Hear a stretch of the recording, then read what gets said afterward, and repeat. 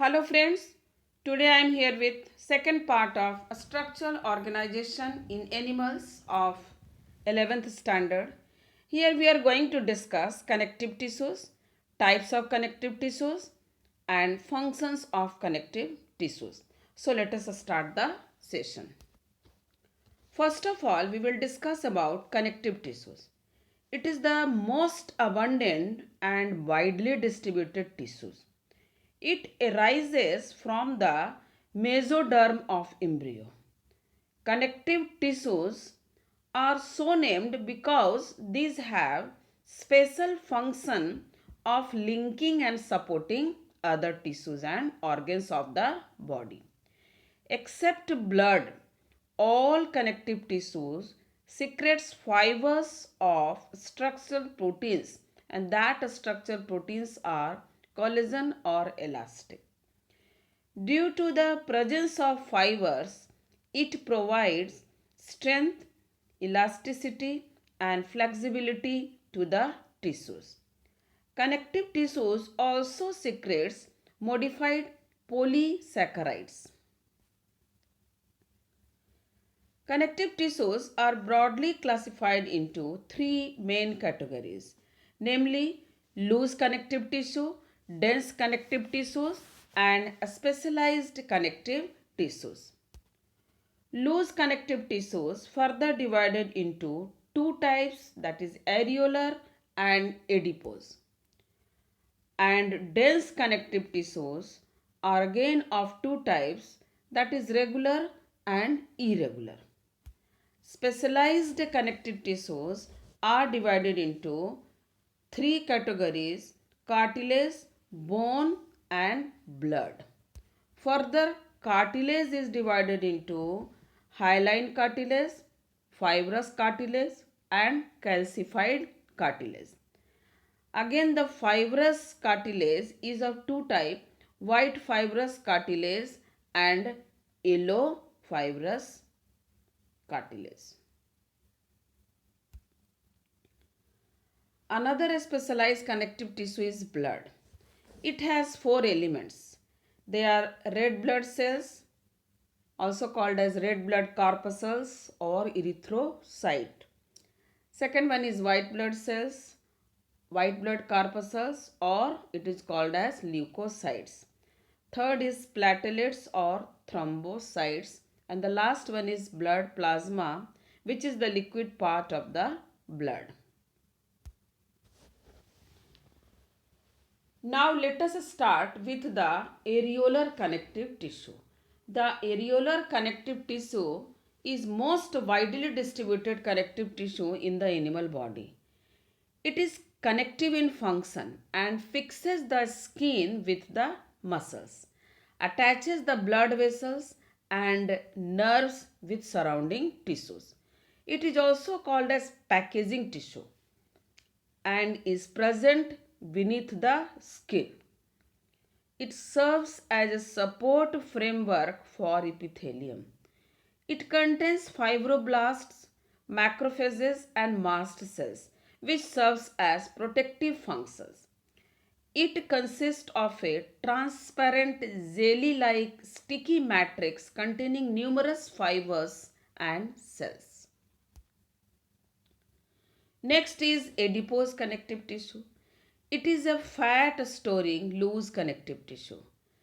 The matrix of adipose tissue is packed with large spherical or oval fat cells or adipocytes.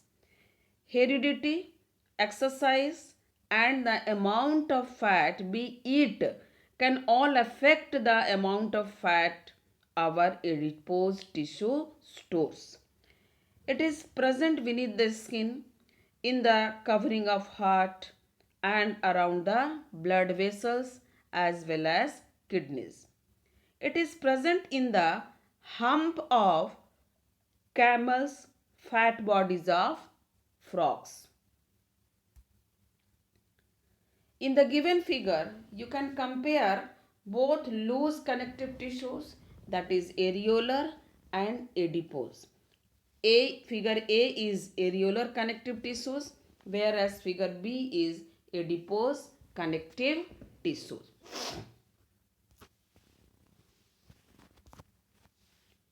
Now we will discuss about the dense regular and irregular connective tissue. In dense regular tissues, the collagen fibers are present in rows between many parallel bundles of fibers. Example in tendon and ligament. Tendon connect muscle to bone, whereas ligament connect bone to bone. In case of dense irregular tissues, fibroblasts and collagen fibers are not present in parallel rows but are orientally different. This tissue is present in skin. In the given figure, you may observe regular and irregular dense connective tissue. Next is about cartilage. The cartilage is a solid, semi-rigid connective tissue.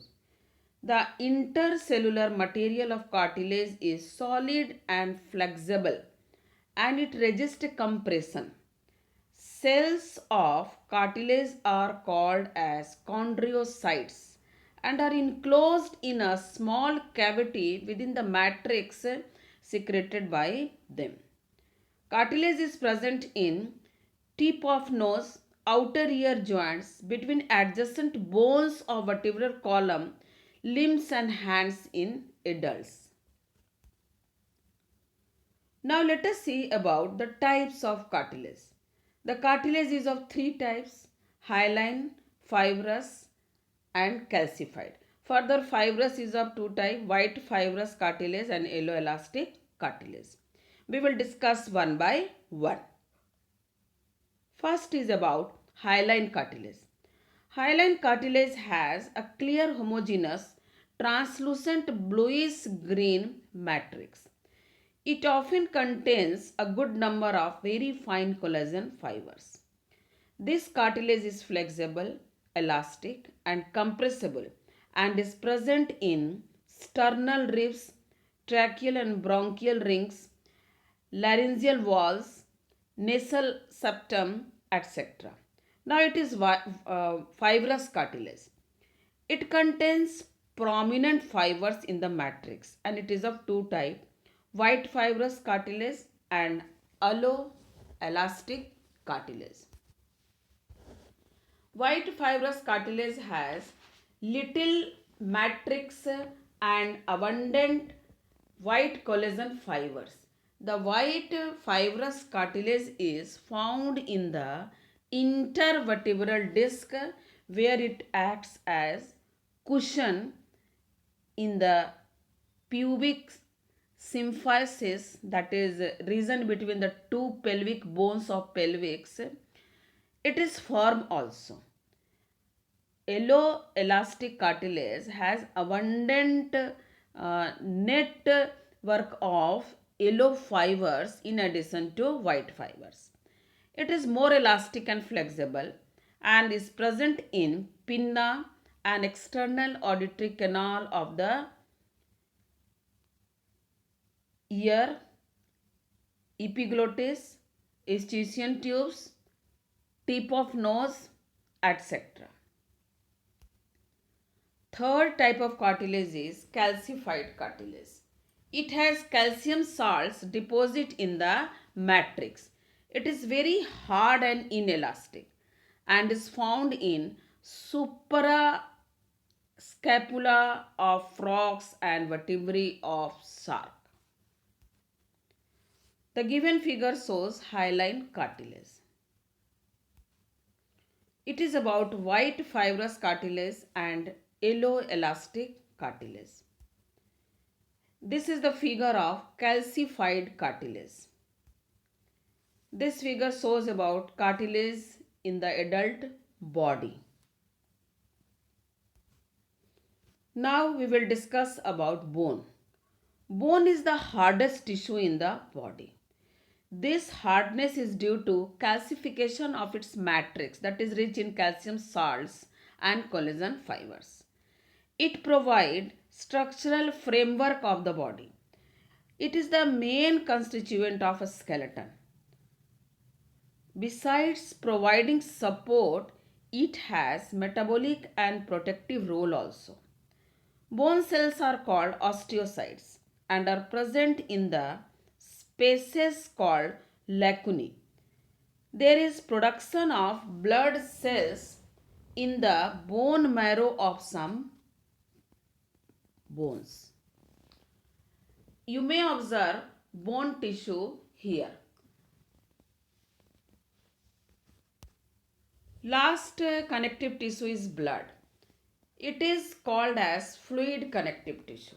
Why it is called as fluid connective tissue? It is due to its fluidity in nature. An average adult person has about 6.8 liter of blood and forms 6 to 10% of the body weight. The study of blood is called hematology. Blood is mesodermal in origin. It is an opaque bright red when oxygenated and purple when deoxygenated. RBC, that is red blood cells. WBC, that is white blood cells. Platelets and blood plasma are the four elements or components of blood. It is the main circulating fluid in which various substances are transported like inorganic salts, food material, waste product, dissolved gases, etc. This is the flow chart which indicates the various elements of blood, that is RBC, WBC, platelets and blood plasma. The given figure indicates about the components of blood. You can observe here all the components are present. So this is all about today's session. Thank you. For any kind of doubts, please write your question in comment section.